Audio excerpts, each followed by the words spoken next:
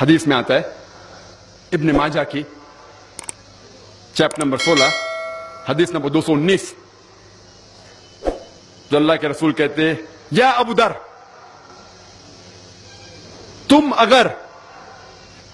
ایک آیت کو سمجھو گے وہ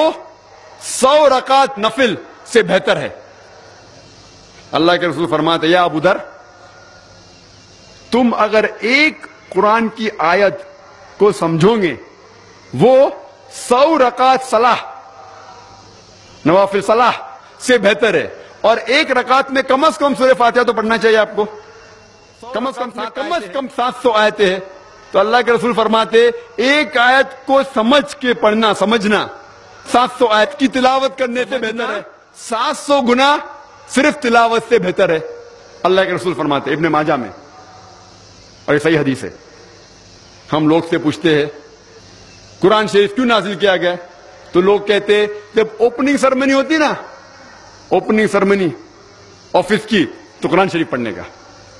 جب گھر کا افتتاح ہوتا ہے تو قرآن شریف پڑھنے کا، جب کوئی مر گیا تو قرآن خوانی کرتے، تو قرآن شریف نازل کیا گیا تھا قرآن خوانی کے لیے۔ اور لوگ کرتے ختم قرآن، ختم قرآن 1 2 3 ختم قرآن کا، رمضان میں 3 بار 4 بار 10 بار، الحمدللہ آپ کو ثواب ملے گا انشاءاللہ۔ رمضان میں 2 بار ختم قرآن کرتے ہیں، میری یہ رائے رہے گی کہ ایک بار عربی میں پڑھو اور ایک بار ترجمہ پڑھو، وہ بہتر ہے، کم از کم سمجھ میں تو آئیں گا آپ کو۔ اور اگر آپ چاہتے ہیں کہ اوپننگ سرمنی میں قرآن خوانی ہو یا افتتاح ہو گھر کا تو قرآن خوانی ہو، کوئی مر جاتا قرآن خوانی، میں کوئی قرآن کی آیت میں صحیح حدیث میں نہیں جانتا ہوں کہ محمد صلی اللہ علیہ وسلم یا صحابہ کوئی مر جاتا تو قرآن پڑھتے تھے یا کوئی افتتاح کے لیے قرآن پڑھتے تھے۔ اگر آپ کو قرآن پڑھنے کا ہی ہے تو میں یہ کہتا ہوں کہ آپ قرآن اگر پڑھتے ہیں 100 مائل کی سپیڈ کے اوپر، 30 لوگ کو بلاتے اور 1 گھنٹے میں ختم کرتے، تو میں کہتا ہوں کہ 2 گھنٹے کے لیے بلاؤ، عربی بھی پڑھو ترجمہ بھی پڑھو، نہیں تو 30 کے بدلے 60 لوگ کو بلاؤ۔ ایک آدمی اگر 1 پارہ پڑھتا ہے تو ایک آدمی کو بولا آدھا پارہ پڑھو عربی میں اور آدھا پارہ ترجمہ پڑھو، کم از کم وہ قرآن تو پڑھنا حدیث میں لکھا نہیں، لیکن کم از کم اگر آپ ترجمہ پڑھیں گے تو آپ کو علم تو حاصل ہوگا اور انشاءاللہ کچھ چیز کے اوپر عمل تو کریں گے۔ تو قرآن کو سمجھ کے پڑھنا بہت ضروری ہے، بہت ضروری ہے۔ اور ایک مثال میں پیش کرتا ہوں کہ اگر آپ فرانس جاتے ہیں ایک ڈگری حاصل کرنے کے لیے، BSc کی ڈگری،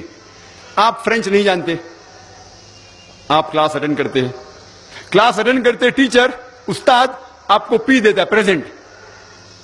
بولتے ہیں حاضر ہے، حاضر ہے تو پی لکھتا ہے، present, P four present, English میں پریزنٹ۔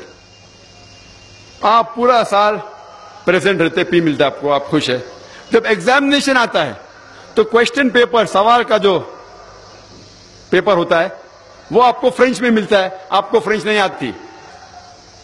آپ کچھ سمجھ نہیں سکتے، لیکن ایگزامینیشن میں بھی آپ کو پریزنٹ ملتا ہے، پی۔ کیا آپ جواب دے سکیں گے پیپر کا؟ آپ کچھ سوال ہی نہیں سمجھے تو جواب کیا دیں گے؟ تو یہ پی جو ہے وہ پریزنٹ کے لیے، پاس کے لیے نہیں، آپ ایگزامینیشن میں فیل ہو جائیں گے۔ تو آپ صرف قرآن شریف عربی سے پڑھیں گے، آپ کو پی ملے گا، لیکن وہ پی پاس کے لیے نہیں ہے، پریزنٹ کے لیے، موجود، حاضر۔ ہمیں غلط فہمی ہے کہ ہم پڑھیں گے تو جنت میں جائیں گے، صرف پڑھنا کافی نہیں ہے، پڑھ کے سمجھو اور قرآن مجید پہ عمل کرو تو انشاءاللہ آپ جنت میں جائیں گے۔